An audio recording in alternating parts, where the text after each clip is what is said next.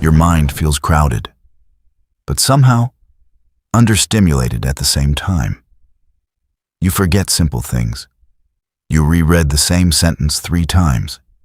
You open your phone and instantly forget why. Simple thoughts feel strangely difficult.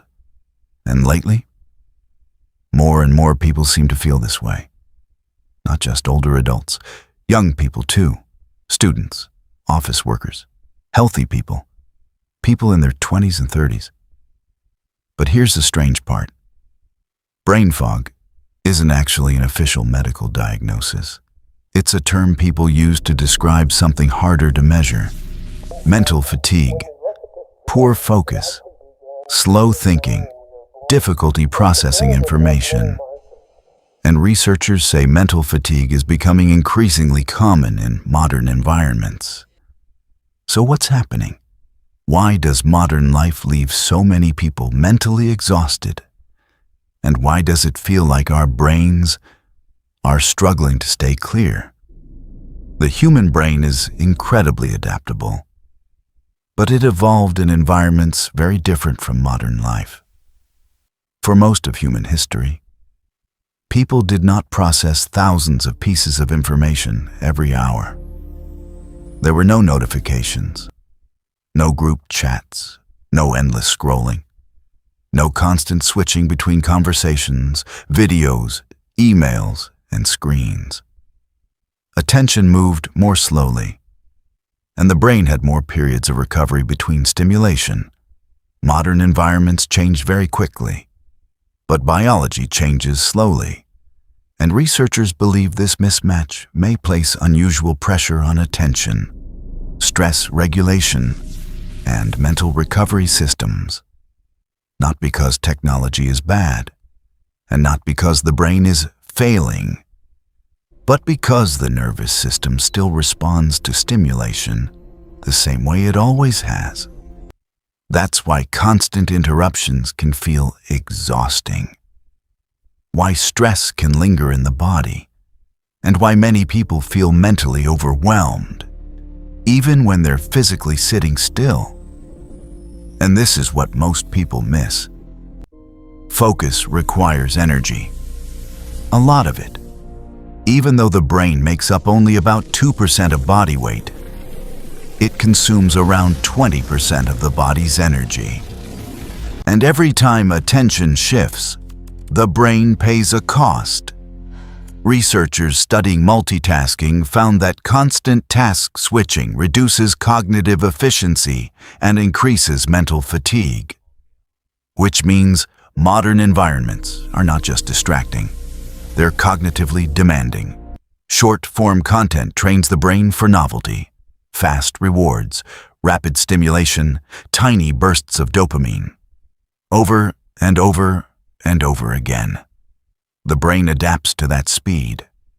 And eventually, stillness starts feeling uncomfortable. Even reading a book can feel harder. Even watching a slow movie can feel difficult, not because people are lazy, but because the brain becomes conditioned for interruption. Humans are very good at adaptation. That's the problem. Researchers have found that heavy digital multitasking is associated with worse attention control and increased mental fatigue. Not instantly, gradually, quietly, until people start feeling mentally scattered all the time.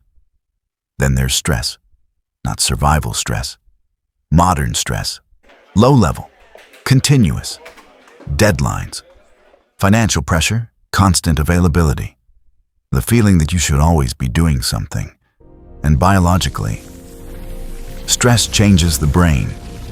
When stress continues for too long, the body repeatedly releases cortisol. Cortisol is useful in short bursts. It helps us react quickly, stay alert, respond to danger. But chronic stress is different. Research shows prolonged stress exposure is associated with worse memory, attention problems, and changes in brain regions involved in learning and emotional regulation. Because the brain shifts resources toward survival, not deep thinking. And survival mode is efficient for danger, but terrible for clarity. And then there's sleep, but not just sleep duration, sleep quality. Because during deep sleep, the brain performs maintenance. Memory gets consolidated, hormones regulate, metabolic waste gets cleared. Researchers have found that even partial sleep deprivation can impair cognitive performance, attention, reaction time, and emotional regulation, which means you can technically sleep enough and still wake up mentally exhausted if sleep quality is poor. And modern life quietly damages sleep quality all the time.